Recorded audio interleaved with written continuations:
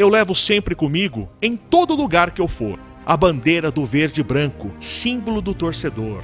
Brinco de ouro, a nossa taba, construída com devoção. Nossa família bugrina tem raça e tradição. Avante, avante meu bugre, com fibra e destemor. A cada nova jornada, Guarani, és mais amor. Avante, avante meu bugre, que nós vibramos por ti, na vitória ou na derrota, hoje e sempre Guarani. Só quem é bugrino como eu, sabe o que é ver o Brinco de Ouro lotado. É uma festa. Todo mundo junto em um único lugar.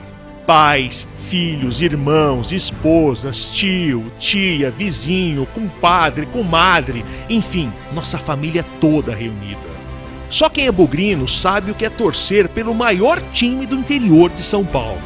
Nosso time é aqui de Campinas, mas temos torcedores em todos os cantos do mundo. Costumo dizer aos amigos que bugrino é igual herói de filme americano. Sempre vence no final e tem sempre um sorriso no rosto. Ser bugrino é ser sonhador, é ser vencedor, é ser feliz. Ser bugrino é ter o verde e branco na cabeça. Torcedor de verdade se orgulha dessas cores, o verde e o branco. Conhecedor de futebol de verdade sabe o significado do índio mais famoso do Brasil. Isso não se discute. Nossa história não é de hoje. Vem de muito e muito tempo. Vem de 1911.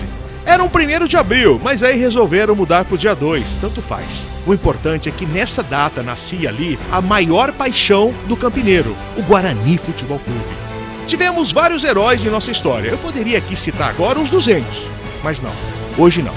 Hoje, minhas homenagens vão para a equipe do Guarani Futebol Clube, vice-campeão do Campeonato Paulista de 2012. Sim, eu sei, não é fácil ser vice. Brasileiro e torcedor quer sempre ser o campeão. Mas vejam só, ficamos à frente do São Paulo, do Corinthians e do Palmeiras. E perdemos para o melhor Santos dos últimos 40 anos. Somos campeões, gente. Ou não, eu me considero, eu sou o campeão.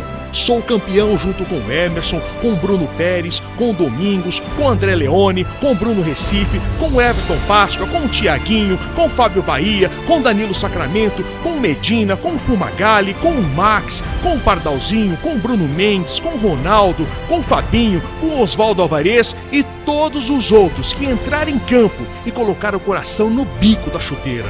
Guarani é mais que uma paixão, é amor para toda a vida. Parabéns, Rubens.